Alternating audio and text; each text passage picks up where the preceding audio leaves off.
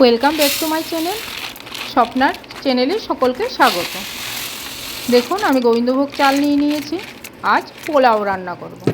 তার জন্য এবার সেই গোবিন্দভোগ চালগুলিকে ভালো করে ধুয়ে নিতে হবে 3-4 বার জলটা পাল্টে। তারপর এটার মধ্যে সমস্ত ইনগ্রিডিয়েন্টস দিয়ে মাখিয়ে নিতে হবে। প্রথমে আদা কুচি দিয়ে দিলাম, তারপরে সামান্য পরিমাণ নুন দিয়ে দিলাম,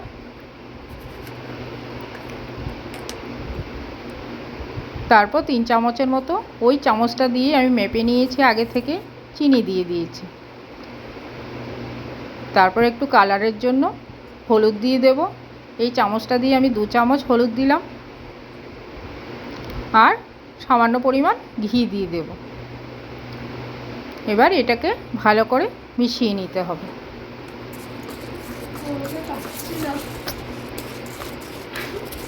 মিশিয়ে তারপর সেটাকে জলটাকে ঝরিয়ে শুকাতে দিতে হবে পেপারের মধ্যে। আমি তার পেপারের মধ্যে দিয়ে ঘন্টাখানেক রেখে দিয়েছিলাম। তারপর যেই শুকানো হয়ে গেছে, আমি এবার কড়াই বসিয়ে ঘি দিয়ে ফোড়ন দিয়ে দেব। এবার ফোড়নের মধ্যে রেখেছিলাম তেজপাতা, দারচিনি, লবঙ্গ, এলাচ, আর সঙ্গে একটু রিফাইন অয়েলও দিয়ে দিয়েছিলাম, কারণ ঘিটা তো এত খাওয়া ভালো নয় আমাদের শরীরের জন্য, তার জন্য একটু রিফাইন অয়েল অ্যাড করে নিয়েছি। আপনারা চাইলে ঘি দিয়েই করতে পারেন পুরোটা। তার মধ্যে এবার কাজু বাদাম আর কিশমিশটাও দিয়ে দেব, দিয়ে ভালো করে লাল লাল করে ভেজে নেব।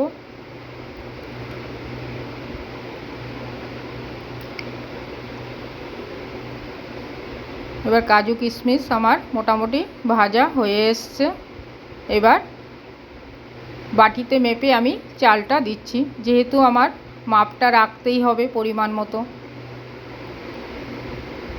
এবার 1 বাটি চাল দিয়ে ভালো করে ভাজা ভাজা করে নিচ্ছি। তার সঙ্গে আমি ওই মাপেরই 2 বাটি জল নিয়ে নিলাম। তার সঙ্গে একটু হলুদটা দিয়ে দিলাম একটু, কারণ আমার মনে হচ্ছে আমার এখানে হলুদটা একটু কম হয়েছে, তার জন্য একটু হলুদটা দিয়ে দিচ্ছিলাম আবার আর একটু জলে। দেখুন কালারটা তারপরে সুন্দর আসবে। আপনারাও চাইলে এরকম করতেই পারেন। এবার ঢাকা দিয়ে দিতে হবে জল দিয়ে। দেখুন আমার হয়ে গেছে, সুন্দর সেদ্ধ হয়ে গেছে। এখন একটু আঠা আঠা হয়েছে, কিন্তু ঠান্ডা হলে সেটা ঝরঝরে হয়ে যাবে। আমার পোলাও মোটামুটি রেডি।